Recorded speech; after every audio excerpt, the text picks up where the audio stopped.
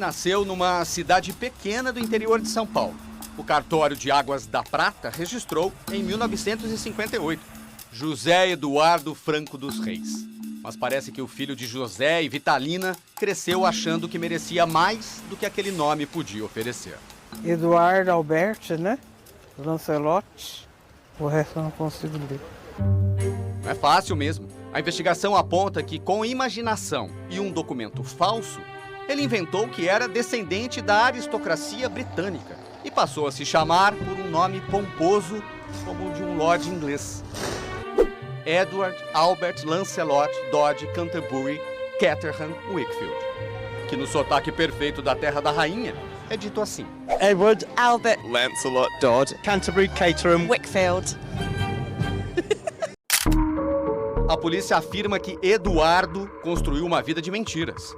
E como Edward, discreto, articulado, convincente, enganou instituições, colegas e o Estado, que lhe deu cargo, salário e poder.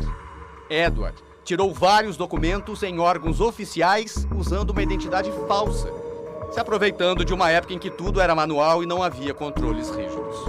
Como descendente de ingleses, ele estudou Direito na USP, a Universidade de São Paulo. Depois, prestou concurso e, em 1995, se tornou juiz. Durante anos, Edward assinou sentenças, comandou audiências, deu ordens em nome da justiça. E ninguém, em nenhuma instância, percebeu que o homem por trás da toga era uma fraude. Agora se discute se as decisões que ele assinou podem ser contestadas. Materialmente, esse juiz, ele fez a faculdade, ele cursou a faculdade, foi aprovado, depois fez um concurso, né, enfim, uma prova para a magistratura, ele mesmo, né, com seus conhecimentos, e quando foi empossado, quando se tornou juiz, tem essa questão, né, de uma troca de nome, mas materialmente o conhecimento necessário, os requisitos necessários para o exercício do cargo, eles estão preenchidos, eles estão presentes. Porém, né, eu acho que é bom que se coloque aqui que há opiniões, pode haver opiniões diferentes nesse sentido. Alguém entenda que o ato de nomeação dele como juiz estaria, digamos, maculado porque há um uso de um nome falso. Juízes que conviveram com ele dizem nos bastidores que Eduardo ajustou até o tom da própria voz para se passar por Edward. Falava português com um pouco de sotaque britânico. Ele se aposentou em 2018, depois de 23 anos na magistratura. São documentos materialmente verdadeiros, porém formalmente falsos. Antigamente, essas informações só eram confirmadas se houvesse a necessidade de identificar alguém em determinado momento. A história dessa biografia escrita às margens da lei parece que terminaria impune.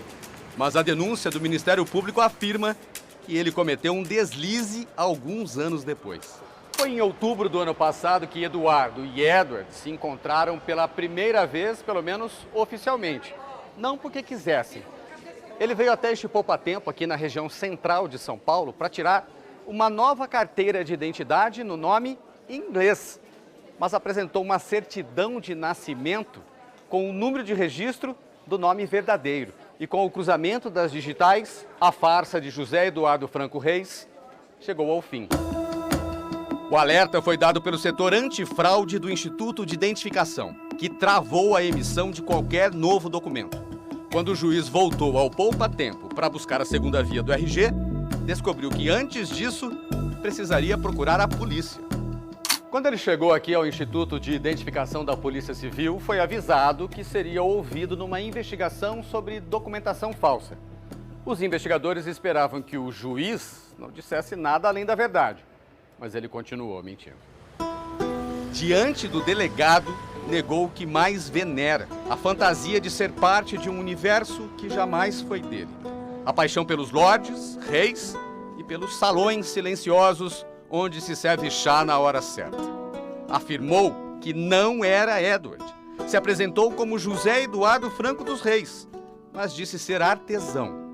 E ao ser perguntado então quem é o homem com o nome inglês, respondeu: seria um irmão gêmeo dele, dado à adoção ainda criança para britânicos. A polícia buscou todas as informações do passado em cartórios, nas instituições e até na Inglaterra. E o inquérito concluiu que Edward é apenas um devaneio de Eduardo. 90% das investigações que são feitas aqui são feitas atrás de uma mesa, analisando dados. A gente pode regredir ao passado dela, desde que esse passado esteja documentado. A Justiça aceitou a denúncia do Ministério Público por falsidade ideológica, uso de documento falso e fraude em concurso público. E o juiz virou réu. José Eduardo precisa ser comunicado da decisão para apresentar sua defesa. Mas não está fácil encontrá-lo. A polícia foi até o endereço registrado em nome de Edward, este prédio na Vila Mariana, em São Paulo. O porteiro disse aos investigadores que o ilustre morador se mudou no dia 5 de dezembro do ano passado, 3 dias depois do depoimento na delegacia. Se foi uma fuga, ainda não se sabe. Na sexta-feira, o Tribunal de Justiça suspendeu o pagamento da aposentadoria do juiz. Para quem viveu como um lorde, não combina sair pela porta dos fundos, e muito menos sem dinheiro.